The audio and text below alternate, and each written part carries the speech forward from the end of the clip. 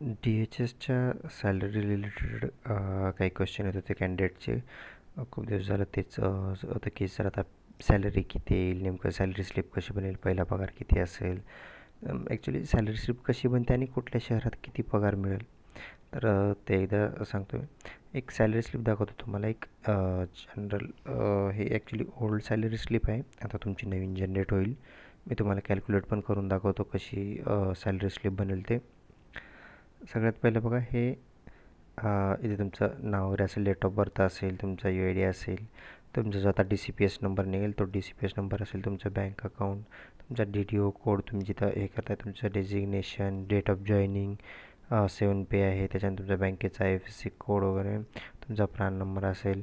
हे आहे फेब्रुवारी 2023, ठीक आहे, मंथ असेल. हे ओल्ड स्लिप आहे फेब्रुवारीची. लेवल S13 आणि 35,400 हे बेसिक असतं आपलं. 35,400 बेसिक, ठीक आहे. बेसिक पे 35,400 हा लेवल आहे. तर हे सर्व डिटेल्स असतात त्याच्यामध्ये. त्याच्यानंतर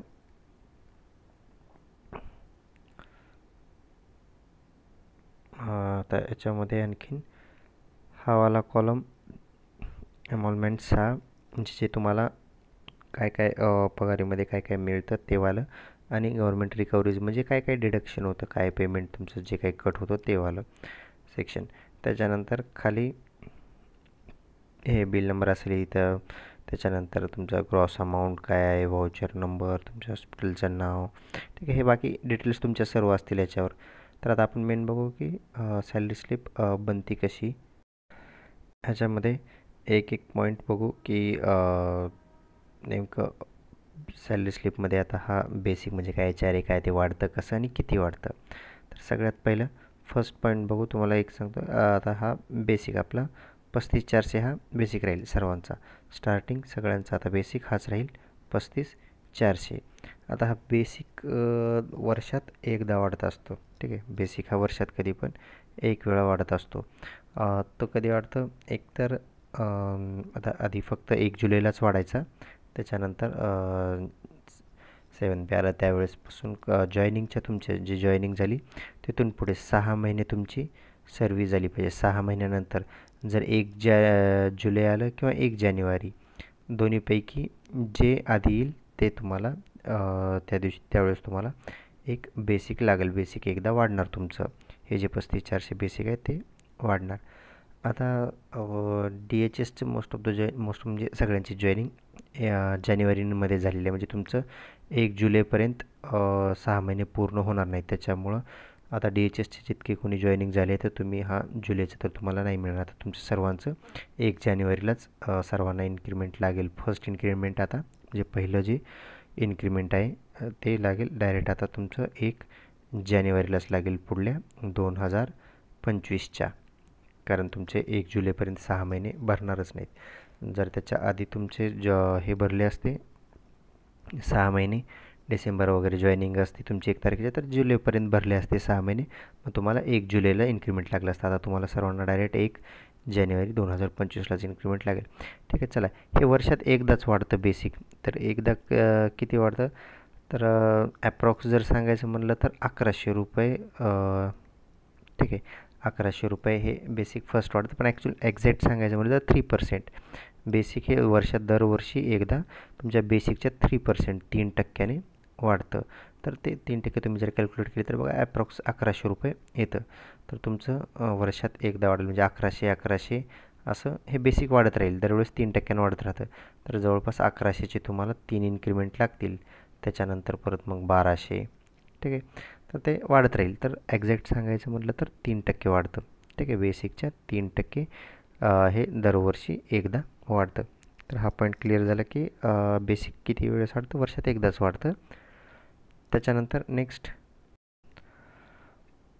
सेकंड पॉईंट आहे HRA. HRA तुमचा जो घरभाडे आहे, ठीक आहे. घरभाडे भत्ता जो तुम्हाला मिळतो, तुम्ही जर क्वार्टरला राहता तर तुम्ही जर गव्हर्मेंट क्वार्टर्स घेतले तर तुम्हाला हे HRA नाही मिळणार, ठीक आहे. तर तुम्ही जर समजा क्वार्टर्स वगैरे घेत नाही तर तुम्हाला हे HRA मिळेल. जर तुम्ही क्वार्टरला वगैरे राहत असाल, गव्हर्मेंट क्वार्टर्स तुम्ही घेतले तर तुम्हाला हे HRA नाही मिळणार, ठीक आहे. आता मी हे ओल्ड सॅलरी स्लिप आहे, तुम्हाला मी एक्झॅक्ट अमाऊंट कॅल्क्युलेट करून सांगेल की अप्रॉक्स काय आता सॅलरी किती येईल आत्ताची. आता ही समजा ओल्ड सॅलरी स्लिप आहे, पण जे चेंजेस होणार नाही, जसं बेसिक चेंजेस होणार नाही, 35,400पासूनच सुरुवात होईल, त्यात काही चेंज होणार नाही. एच आर ए काय होतं, एच आर ए पण चेंज होणार नाही. एच आर ए कसं असतं, एच आर ए ते सिटीवर डिपेंड आहे. ठीक आहे, तुमचं XYZ सिटीवर डिपेंड असतं. स्मॉल मीडियमला तुमची जी सिटी जिथे आहे, तुम्ही एकदम समजा छोट्या टाऊनमध्ये असाल, स्मॉल सिटीमध्ये, तर तिथं 9%. ठीक आहे, आता जे काही पेमेंट स्लिप ते सगळं बेसिकच्या बनतं. तर ठीक आहे, तर बेसिकच्या 9% असतं हे एच आर ए. छोट्या सिटीमध्ये औरंगाबादसारखी वगैरे सिटी असेल तर तिथे 18% असतं. आणि समजा मेट्रो सिटी मुंबई वगैरे सारखी सिटी असेल तर तिथं 27%, 27% एच आर ए असतं. तर 9%ने जर कॅल्क्युलेट केलं तर हे येतं बघा, बेसिकच्या 9% जर म्हटलं तर 3,186 येतं. समजा तेच जर आपण औरंगाबादसारखी सिटी वगैरे असेल तर तिथे 18% आहे. 18% म्हटलं तर किती, जवळपास 6,372 रुपये येतं औरंगाबादसारख्या सिटीमध्ये. आणि समजा मुंबईसारखी मेट्रो सिटी वगैरे असेल तर तिथं 27% म्हणजे 9,558 रुपये इतका तुम्हाला एच आर ए मिळतो. ठीक आहे, आता तुम्ही ज्या सिटीमध्ये आता तुम्ही जिकडे जॉईनिंग आहे त्याप्रमाणे आता तुम्ही ते ॲड करून बघा तुमचं आता पेमेंट किती येतं. ठीक आहे, आणि मी हे फक्त हे सर्व जे काही बनतं पूर्ण पेमेंट सगळं ह्या बेसिकवर डिपेंड असतं. ठीक आहे, आता मी स्टाफ नर्सचं सांगतो आहे फक्त. ऑदर कॅडर जे कोणी असेल तुम्ही तुमचं बेसिक ठेवा इथं आणि त्याप्रमाणे कॅल्क्युलेट करा जसं मी सांगतो आहे तसं. ठीक आहे, चला, बेसिक क्लिअर झालं. वर्षात एकदा वाटतं एच आर ए तो दर महिन्याला तुम्हाला प्रत्येक महिन्याच्या पेमेंटमध्ये तितकं मिळतं एच आर ए. तुमची जी सिटी असेल, मी आत्ता सांगितलं तुम्हाला 9, 18, 27 तिन्हीपैकी जे सिटी असेल तुमची त्याप्रमाणे मिळतं ते. त्याच्यानंतर नेक्स्ट आहे आता डी ए. ओके, चल नेक्स्ट डी ए. नेक्स्ट आहे आता डी ए. डी ए हा वर्षात 2 वेळा वाढतं. ठीक आहे, डी ए हा वर्षात 2 वेळा वाढतं. एक तर 1 जानेवारीला आणि दुसरं आहे 1 जुलैला. वर्षात 2 वेळा डी ए वाढतं कधी पण. आता हा डी ए ही जी सॅलरी स्लिप आहे, ही ऑलरेडी समजा ओल्ड सॅलरी स्लिप आता जी मी तुम्हाला दाखवतो आहे, ही सॅलरी स्लिप 38%नं बनलेली आहे. ठीक आहे, त्यावेळेस तर 38% होता. आत्ता डी ए आहे 46%. ठीक आहे, 46% आहे लास्ट डिसेंबरपर्यंतचा. आता 1 जानेवारीला जो आता 1 जानेवारी 2024 झालं त्यावेळेस सेंट्रल गव्हर्नमेंटने 4% डिक्लेअर केलेलं आहे. आता समजा स्टेट गव्हर्नमेंट पण थोड्या दिवसामध्ये लागू होईल तुम्हाला. तर सर्वांना जर लागू झालं, आता हे 46 प्लस हे 4% ॲड झालं तर आता 50% हे होईल, 50% हा आता डी ए झालेला आहे.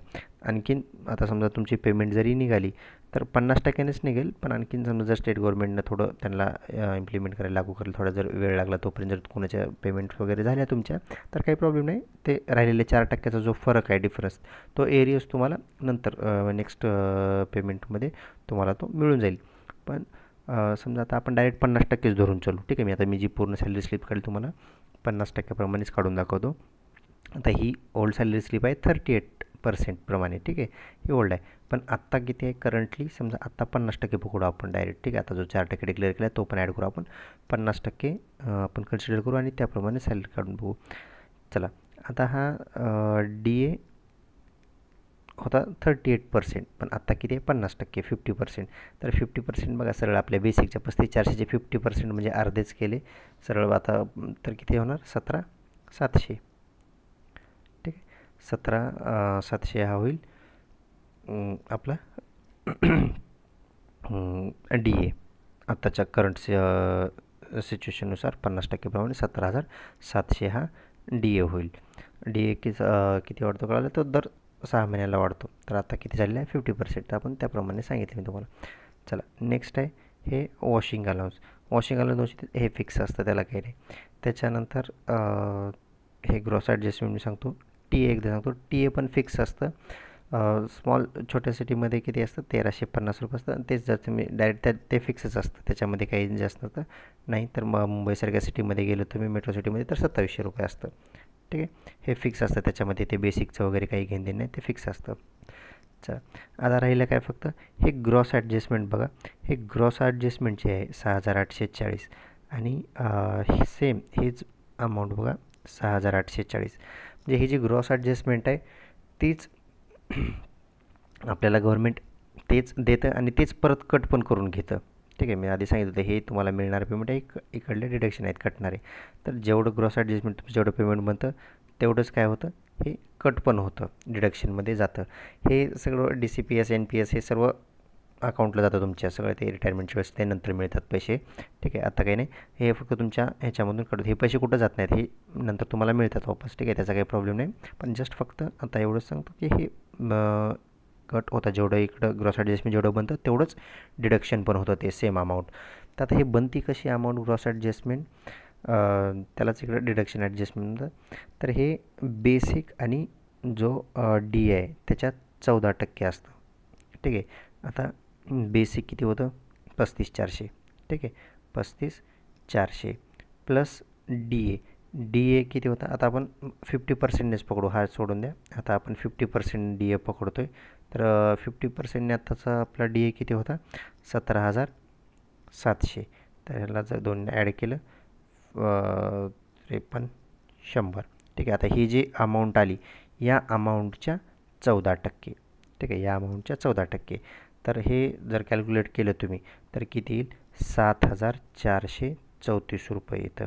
ठीक आहे, तर 7,434 रुपये तुमचं ग्रॉस ॲडजस्टमेंट बनेल. तर सेम हेच ग्रॉस ॲडजस्टमेंट काय होईल आता इथं, हे 6,840 आहे ह्याच्या ठिकाणी काय होईल इथं, 7,434, 7,434 रुपये येईल. आणि तेच सेम इकडं पण लगेच कट होऊन जाईल, 7,434 रुपये. ठीक आहे, हे झालं ग्रॉस ॲडजस्टमेंट. तर इतकं हे मिळणार आहे, जे आपल्याला समजा गव्हर्नमेंटकडून जो पेमेंट मिळतं ते इकडलं डिडक्शन आहे. आणखीन एक आहे जे आपल्या डिडक्शनमध्ये ॲड होतं आणखीन, हे DCPS. हे DCPS हे एक असतं. आता हे कसं बनतं, ठीक आहे, आता हे पण लगेच सांगतो हे कसं बनतं. हे पण सेम बेसिक आणि डी एच्या, बेसिक आत्ताच सांगितलं होतं आपण 35,400 हे बेसिक प्लस डी ए आपण हा सोडून द्या, आपण 50%ने पकडतो आहे. 50%ने किती होते, 17,700. तर ह्या दोन्हीचं ॲड केलं आपण आत्ताच केलं होतं, 53,100. चला, तर याच्या किती असतं ते 10% असतं, या दोन्हीच्या मिळून 10% असतं. आता हे जर कॅल्क्युलेट केलं तुम्ही तर किती होईल, हे 5,310 रुपये. तर सेम ही अमाऊंट इथे येईल, हे सोडून द्या, आता इथे येईल 5,310 रुपये. तर हे पण आपलं डिडक्शन असतं एवढं याच्यामध्ये जातं DCPS. आता हे ग्रॉस ॲडजस्टमेंट, डिडक्शन, DCPS हे काय आहे ते तुम्हाला आता सांगितलं मी. हे सर्व कट होतं, हे तुमच्या अकाउंटला जमा होतं. DCPS NPS हे जमा होतं, हे तुम्हाला नंतर रिटायरमेंटच्या वेळेस मिळतं, याचा आता काही रोल नाही. ठीक आहे, त्याच्यानंतर आता हे बाकीचे नॉमिनल चार्ज आहे. ठीक आहे, हे प्रोफेशनल टॅक्स, GI, इन्शुरन्स, हे पॉलिसी वगैरे, डिडक्शन ॲडजस्टमेंट तर मी तुम्हाला सांगितलं, हे स्टॅम्प रेव्हेन्यू 1 रुपया, हे ते काय तिकिटाचे पैसे पण आपल्याकडूनच घेतात. ठीक आहे, चला हे 1 रुपया. बाकी DCPS पण सांगितलं तुम्हाला काय असतं. तर हे सर्व डिडक्शन आहेत. मेन बाकीच्याला हे कमी जास्त होत राहतं, तुमचं काही एक्स्ट्रा आणखी तुमचे डिडक्शन असतील, कुठलं काही लोन वगैरे असेल, हप्ते असतील ते. ठीक आहे, तसंच आता हे बघा, हे FA म्हणजे काय असतं, फेस्टिवल अलाउन्स. फेस्टिवल अलाउन्स ते दिवाळी अग्रिम वगैरे जे म्हणतो आपण ते, दिवाळी वगैरे ॲडव्हान्समध्ये ते 12,500 समथिंग मिळतं. ते आपल्या ह्याच्यामध्ये 10 हप्त्यामध्ये आपल्याकडून ते रिटर्न पगारीतून दर महिन्याला कट करून घेत राहतात. 1,250 प्रत्येक महिन्यामध्ये जर तुम्ही घेतला असेल तर. आता हे 4/10 काय आहे, तर 4/10 म्हणजे चौथा हप्ता आहे 10पैकी. 10 हप्त्यामध्ये ते गव्हर्नमेंट आपल्याकडून परत ते काय करतं, वापस कट करून घेतं. ते आहे ते FA फेस्टिवल. तुम्ही जर समजा नाही घेतलं, तुम्हाला जर फेस्टिवल अलाउन्स नाही घ्यायचा दिवाळीला, तुम्ही ॲडव्हान्समध्ये पैसे नाही घेतले गव्हर्नमेंटकडून, हे येणार नाही. ठीक आहे, हे बाकीचे थोडे चेंजेस होत राहतील, त्याचं काही नाही. पण मेन जे असतं ते काय, हे जे फिक्स डिडक्शन ॲडजस्टमेंट DCPS ते मी आता सांगितलं तुम्हाला कसं बनतं. ठीक आहे, तर पेमेंट स्लिपमध्ये इतकंच असतं. तर आता मी तुम्हाला ओव्हरऑल कॅल्क्युलेट करून आत्ता एक्झॅक्ट तुम्हाला पेमेंट येईल किती ते सांगतो. ठीक आहे, सगळ्यात पहिलं बेसिक जर म्हणलं तर 35,400. त्याच्यानंतर HRA 3,186. 3186. आता मी सर्व आत्ताच्या करंट सिच्युएशननुसार सांगतो आहे तुम्हाला. DA 17,700 जो आपण आता 50% पकडला DA त्याप्रमाणे. त्याच्यानंतर वॉशिंग अलाउन्स 230, ग्रॉस ॲडजस्टमेंट 7,434. ठीक आहे, हे ग्रॉस ॲडजस्टमेंट 7,434. त्याच्यानंतर TA तर फिक्स असतो, TA 1,350 रुपये. मी सर्व हे स्मॉल सिटीच्या कन्सिडर करून सांगतो आहे मिनिमम. ठीक आहे, आणि ते डिडक्शन रिकव्हरीज तर मी तुम्हाला सांगितलेले. तर चला मी डायरेक्ट टोटल अमाऊंट सांगतो तुम्हाला. टोटल जर सर्व कॅल्क्युलेट केलं तर ग्रॉस 65,300 हे टोटल होतं. पण त्याच्यामधून मग डिडक्शन किती होतं मायनस तुमच्या सर्व रिकव्हरीज वगैरे त्याच्यामध्ये ॲड केल्या तर जवळपास 13,936 रुपये हे त्याच्यातून कट होतील. रिकव्हरीज म्हणजे तुमच्या ते ह्याला अकाउंटला जातील कट होऊन. आणि इन हँड तुम्हाला आत्ता फर्स्ट सॅलरी इन हँड मिळेल तुम्हाला जवळपास 51,364 रुपीज. मी तुम्हाला आत्ताच्या 50% याप्रमाणे सांगतो आहे. तर तुमची आता फर्स्ट सॅलरी अप्रॉक्स इतकी येईल,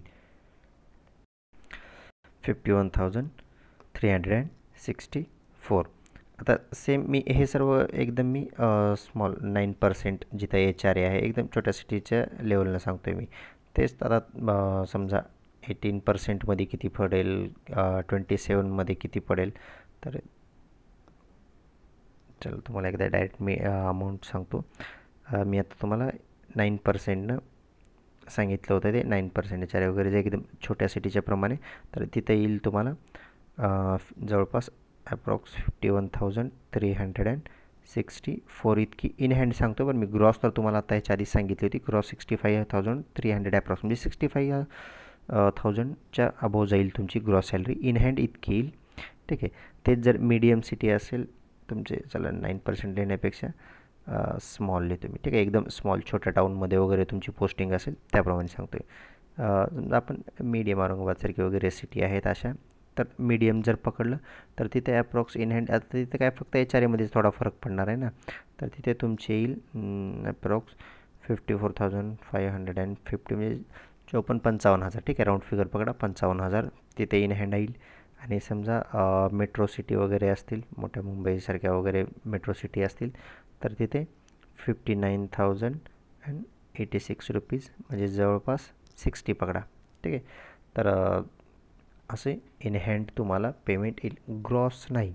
ठीक आहे, ग्रॉस मी सांगतो आहे ते तुमचे वरचे पैसे काही कटलेले काही कुठं जात नाही, ते तुम्हाला वापस मिळणारच आहेत. मग तसं जर ग्रॉस म्हणलं तर सगळेजण राऊंड फिगर पकडा, सर्वांना 65 अप्रॉक्स सॅलरी ग्रॉस जाईल समजा. ठीक आहे, मी स्मॉल ह्याची सांगतो. ठीक आहे, छोट्या सिटीप्रमाणे मी आता जे काउंट केलं त्याप्रमाणे सांगतो आहे. तर इन हँड किती येईल तुम्हाला कटून सर्व 51,000 छोट्या सिटीमधील. मीडियम सिटी वगैरे जे असेल तुमची समजा औरंगाबादसारखी वगैरे तर 54,000 55,000 पकडा. ठीक आहे, 51,000 किंवा 55,000 मीडियममध्ये आणि मोठ्या सिटीमध्ये जवळपास 60,000. तर इतका तुमचा फर्स्ट पेमेंट राहील. आता मोठ्या सिटीमध्ये काय ते TA पण एक ॲड होतं ना. TA त्याच्यामध्ये बाकी छोट्या सिटीमध्ये कसं असतं 1,700, तिकडे आपलं 1,350 असतं, इकडे डायरेक्ट 2,700 असतं. ते पण एक ॲड होतं, त्याच्यामुळं ते तेवढं जातं 60 पण. ठीक आहे, चला तर आता मी तुम्हाला तिन्ही सिटीचं सर्व सांगितलं की म्हणजे कोणत्या शहरात किती पगार होतो, पेमेंट स्लिप कशी बनते. आता ऑदर कॅडरचे कोणी असेल तिथं फक्त बेसिकच्या ठिकाणी तुमचा बेसिक ठेवा. ठीक आहे, इथं आहे जे बेसिक आहे ह्या ठिकाणी तुमचा बेसिक ठेवा, बाकी सेम आता कसं कॅल्क्युलेट करायचं मी सांगितलं तुम्हाला. तर इतका अप्रॉक्स पेमेंट जाईल तुमचा आता सिटी वाईज. ठीक आहे, तर याच्या व्यतिरिक्त आणखीन काही डाऊट्स असतील तर कमेंट सेक्शनमध्ये विचारा किंवा आपलं व्हॉट्सअपची लिंक 3 ग्रुपची मी डिस्क्रिप्शन बॉक्समध्ये ग्रुपमध्ये पण विचारू शकता.